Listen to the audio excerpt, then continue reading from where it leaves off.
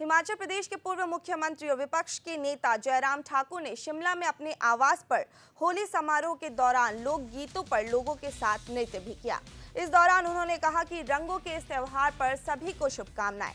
यह हम सभी के लिए खुशी की बात है कि हम सभी करवाहट को पीछे छोड़कर त्योहार मनाते हैं। जयराम ठाकुर ने कहा कि इस बार स्थिति अलग है। लोकतंत्र का सबसे बड़ा त्योहार लोकसभा का चुनाव और हिमाचल प्रदेश के उपचुनाव हमारे सामने हैं। हम उसका भी जश्न मनाएंगे। वहीं लोकसभा चुनाव 2024 के लिए भाजपा द्वारा अभिनेत्री कंगना रनौत को मंडी से मैदान में उतारने पर विपक्ष के नेता ठाकुर ने कहा कि राजनीति का क्षेत्र उनके लिए नया हो सकता है, लेकिन मैंने देखा है कि उन्होंने जिस भी क्षेत्र में काम किया है उन्होंने हिमाचल का नाम रोशन किया है। ठाकुर ने आगे कहा कि उनकी एक साहसी छवि है और हिंदूवादी छवि पर उनका स्पष्ट रुख है। मुझे विश्वास है कि वह राजनीति में चीजों को शानदार तरीके से संभाल लेंगी और मंडी संसदीय क्षेत्र से कंगना रनौत भारी अंतर से जीत दर्ज करेंगी।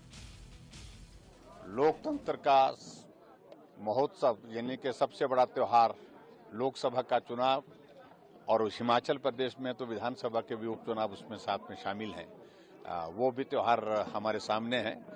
आओ उस त्योहार को भी हम सौहार्दपूर्ण तरीके से मनाएं। और आज होली के अवसर पर एक बार मैं फिर से सभी प्रदेशवासियों को बधाई देता हूं, शुभकामनाएं देता हूं।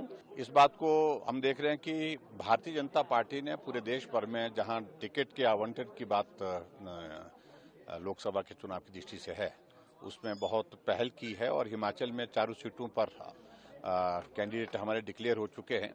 पिछले कल 2 टिकट जो कांगड़ा और मंडी पार्लियामेंट काउंसिल के वो भी डिक्लेयर हो गए हैं। डॉक्टर राजीव भारद्वाज कांगड़ा से और मंडी से कंगना रनावत जी। और मैं सबको शुभकामना देता हूं। भाई अनुराग ठाकुर जी, सुरेश कश्यप जी, कंगना जी और डॉक्टर राजीव भारद्वाज जी को वो विजयी हों और शानदार तरीके से जीत हासिल होगी।